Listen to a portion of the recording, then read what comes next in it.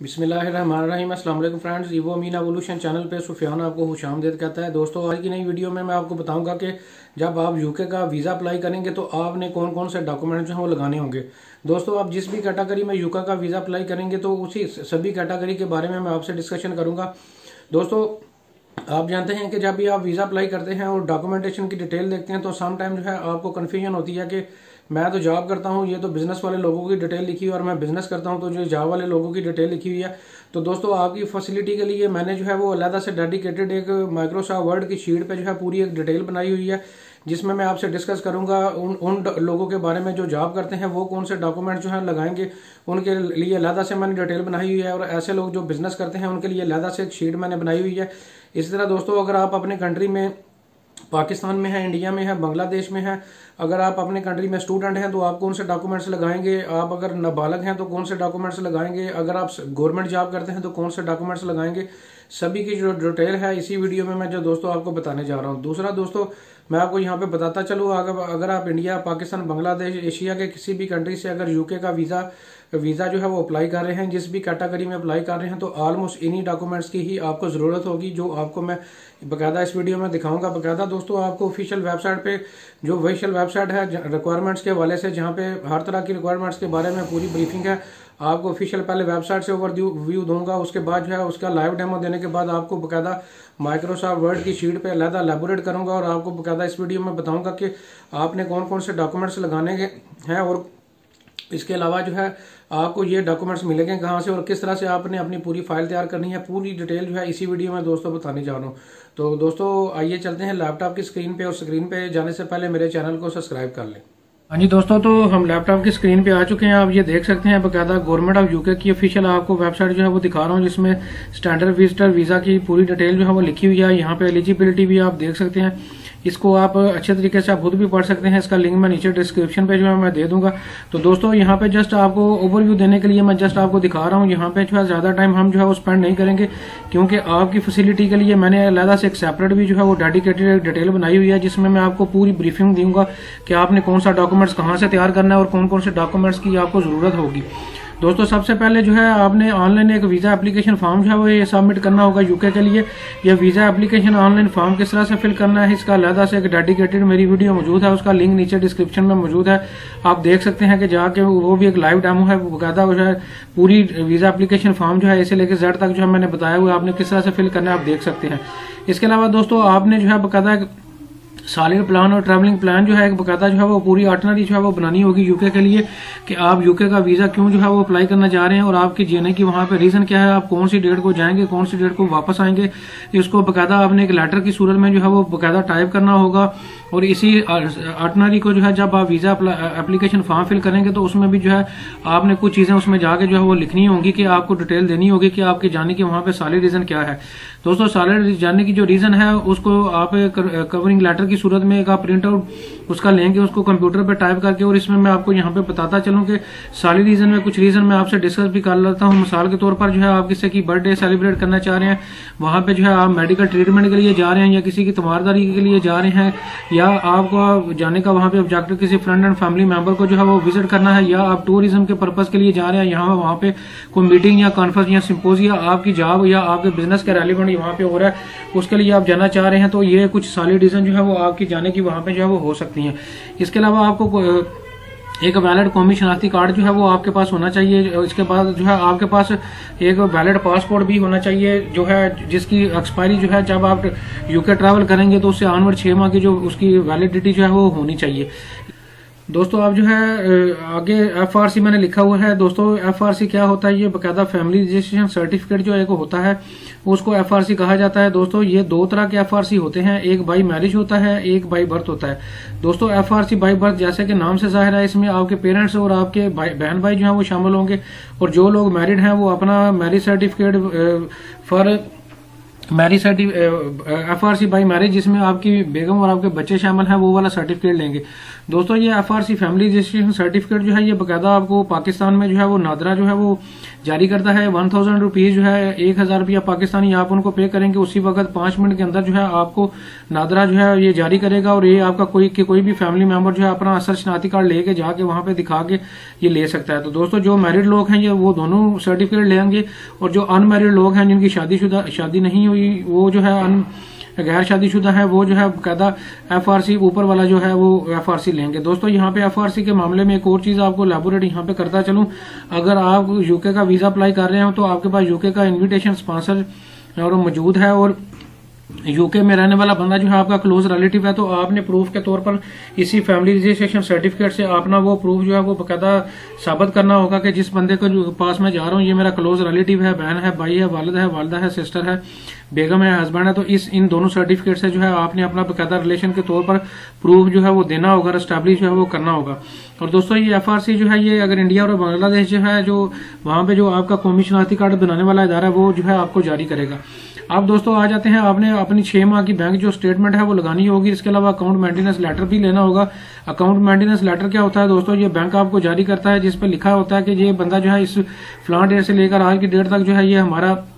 Account holder है, इसका हमारी ब्रांच में जो है इतने अरसे से अकाउंट है, इसका कौमी शनाख्ती कार्ड ये है और इसका नाम ये है, ये अकाउंट मेंटेनेंस लेटर होता है। ये दोनों जो है आपने अपने बैंक की ब्रांच से जो है वो लेने होंगे, और दोनों पे जो है बैंक की जो है साइन और स्टाम्प भी जो है वो दोनों डॉक्यूमेंट्स पे जो है वो अपनी ब्रांच से करवाने होंगे।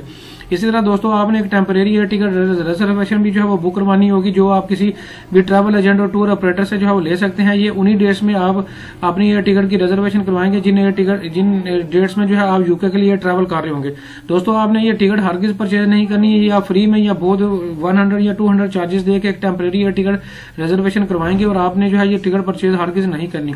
अब आपने दोस्तों एक होटल की जो है वो रिजर्वेशन जो है वो करवानी होगी। ये फ्री रिजर्वेशन आप बुकिंग होटल की बुकिंग जो है वो booking.com से जो है वो करवाएंगे। दोस्तों यहाँ में मैं आपको बताता चलूँ, ऐसे लोग जो किसी इन्विटेशन या स्पॉन्सरशिप पे जो है वो यूके के वीजे पे जो है वो जा रहे हैं, तो वो अगर होटल की रिजर्वेशन नहीं भी करवाना चाहते तो कोई इशू नहीं है, क्योंकि अगर वो उनके अपने रिलेटिव के पास जो उनको इनविटेशन या स्पॉन्सरशिप भेज रहा है, अगर उसके घर के एड्रेस पे भी रहना चाहें तो रह सकते हैं, और वीजा एप्लीकेशन फॉर्म में भी जो है वही एड्रेस दे सकते हैं। और अगर वो होटल की रिजर्वेशन नहीं भी करवाना चाहें तो कोई इशू नहीं है। अगर आपके पास इन्विटेशन या स्पॉन्सरशिप मौजूद नहीं है तो फिर आपने डेफिनेटली होटल की रिजर्वेशन जो है वो करवानी होगी। इसी तरह दोस्तों अब आपने जो है बाकायदा अपने पासपोर्ट की पेजेस की जो है वीजा पुराने जितने भी आपके पास एक्सपायर पासपोर्ट हैं उनकी जो है ओरिजिनल फॉर्म में भी जो है वो आपने साथ जो है वो लगाने होंगे। और अगर आपके पास नए और पुराने पासपोर्ट पे कोई आपके कोई वीजा लगे हुए हैं या नोट की स्टाम्प लगी हुई है, इमिग्रेशन की कुछ स्टाम्प्स लगी हुई है, तो उन सभी पेजेस की आपने कॉपी भी जो है वो लेनी होगी, स्कैन करनी होगी और इनको जो है वो साथ जमा करवाना होगा। इसी तरह दोस्तों आपने अपने पिछले 2 सालों की टैक्स रिटर्न भी जो है वो जमा करवानी होगी, और अगर आप टैक्स पेयर नहीं है, टैक्स एग्जम्प्टेड है, तो फिर आपने उनकी डिटेल जो है वो देनी होगी, उसका प्रूफ जो है वो बाकायदा जो है वो देना होगा। यहाँ पे दोस्तों अब एक और चीज आपको यहाँ पे जो है वो बताता चलूं कि अगर तो FBR की टैक्स रिटर्न आपके जो सैलरी वाले लोग हैं उनके अगर वो फाइलर नहीं है, टैक्स अपनी रिटर्न नहीं जमा करवा रहे, लेकिन उनकी सैलरी स्लिप पे जो है वो बकायदा टैक्स की डिडक्शन जो है वो मेंशन है, तो यही जो है वो एज ए टैक्स का प्रूफ जो है वो अपनी एप्लीकेशन के साथ जो है वो जमा करवा सकते हैं, जो इस चीज का प्रूफ होगा कि भाई ये बंदा वाकई ही टैक्स पेयर है। और जो बिजनेस वाले लोग हैं वो जो है लाजमी तौर पर अपनी FBR की 2 साल की टैक्स रिटर्न जो है वो जमा करवाएंगे। इसी तरह 2 कलर पिक्चर जो है आपको पिक्चर जो है वो आपने जो है वो लेनी होगी। इसके अलावा दोस्तों आपने ट्यूबरक्लोसिस TB जिसे कहा जाता है उसका टेस्ट भी करवाना होगा, और उसके का जो है वो सर्टिफिकेट भी देना होगा कि आपको खुदा न खास्ता TB जो है वो नहीं, आपको TB नहीं है, ये आपने बाकायदा सर्टिफिकेट जो है वो लेना होगा। इसी तरह आपने दोस्तों अपनी मंथली और एनुअल इनकम भी जो है वो बतानी होगी। जब आप वीजा एप्लीकेशन फॉर्म फिल करेंगे तो उसमें आप अपनी मंथली इनकम आपको पता होनी चाहिए, और एनुअल इनकम भी जो है आपके पास नोटेड होनी चाहिए। अच्छा दोस्तों, ये जो 15 डॉक्यूमेंट्स बताए हैं यूके के लिए, ये हर एप्लीकेंट लगाएगा, वो चाहे जिस भी कैटेगरी में अप्लाई कर रहा है वो ये 15 डॉक्यूमेंट जो है वो हर एप्लीकेंट जो है वो लगाएगा। अब दोस्तों आ जाते हैं ऐसे लोग जो पाकिस्तान, इंडिया या बांग्लादेश में बिजनेस कर रहे हैं, वो कौन सा डॉक्यूमेंट्स लगाएंगे, उनकी डिटेल बताने जा रहा हूँ। सबसे पहले तो अपना बिजनेस का वो लेटर हेड या विजिटिंग कार्ड जो है वो बकायदा अपने बिजनेस का जो लगाएंगे, जो इस चीज का प्रूफ होगा कि इस बंदे का वाकई ही पाकिस्तान, इंडिया या बांग्लादेश में बिजनेस मौजूद है। इसी तरह दोस्तों अगर उसकी कंपनी जो इदारा या ऑर्गेनाइजेशन रजिस्टर्ड है उसकी कॉपी भी जो है वो लगाएगा। इसके अलावा अगर तो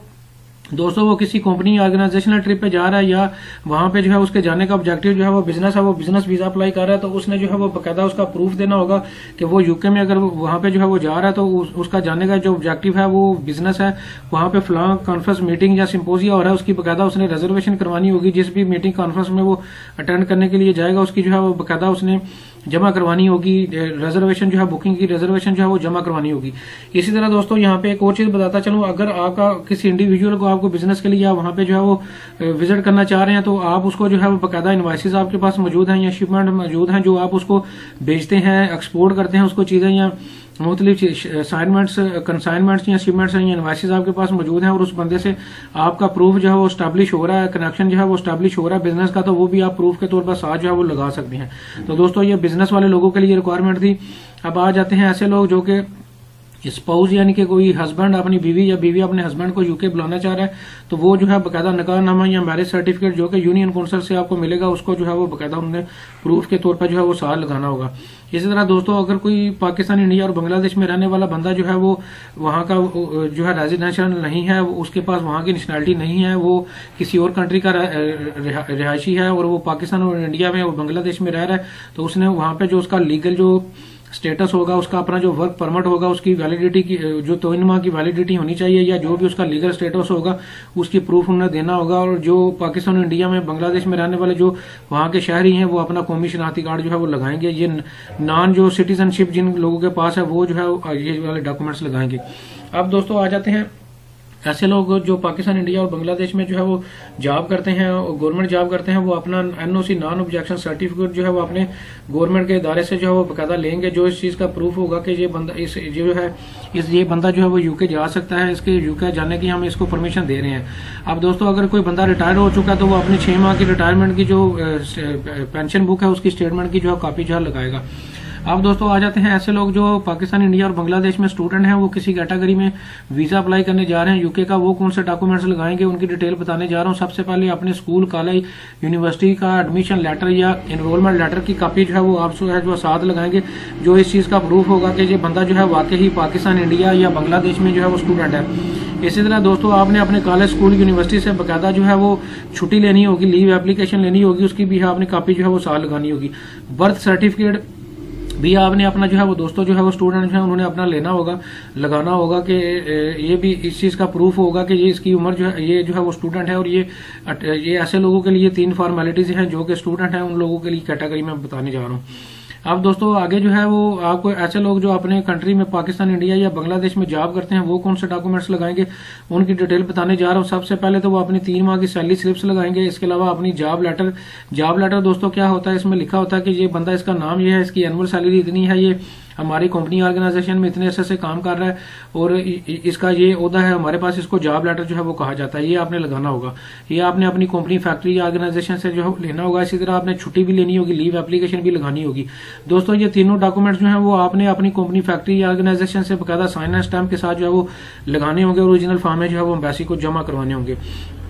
अब दोस्तों आ जाते हैं ऐसे लोग जिनकी उम्र 18 साल से कम है, वो कौन से डॉक्यूमेंट्स लगाएंगे उनकी डिटेल बताने जा रहा हूँ। जो नाबालिग हैं दोस्तों, सबसे पहले तो वो अपने पेरेंट्स की तरफ से एक कंसेंट लेटर,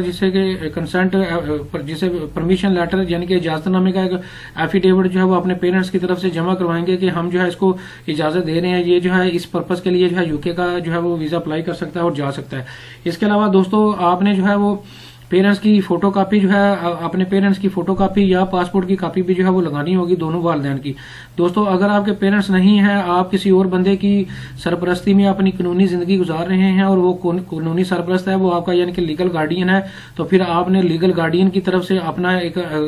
इजाजतनामा और उसकी कॉपी जो है वो इजाजतनामा असल और उसका एफिडेविट और बकायदा उनकी इसी लीगल गार्डियन की जो है वो बकायदा आपने जो है वो कौमी शनाख्ती कार्ड की कॉपी लगानी होगी। इसके अलावा बे फॉर्म भी आपने जो है वो लगाना होगा और ये उन लोगों के लिए है जिनकी उम्र जो है वो 18 साल से कम है। अब दोस्तों आ जाते हैं एसेट की तरफ के, जो आपके पास अगर एसेट ये मौजूद हैं 4 तो ये आप लाजमी तौर पर लगाएं। इसके आपके लगाने से वीजा के चांसेस जो है वो बढ़ सकते हैं। और अगर आपके पास ये एसेट नहीं है तो तब भी कोई इशू नहीं है। अगर ये आप लगा देंगे तो आपके वीजा के चांसेस ज्यादा हो सकते हैं, अगर नहीं भी लगाएंगे तो कोई इशू नहीं है। सबसे पहले तो आपने अपने, अगर कोई आपके पास क्रेडिट कार्ड मौजूद है, उसकी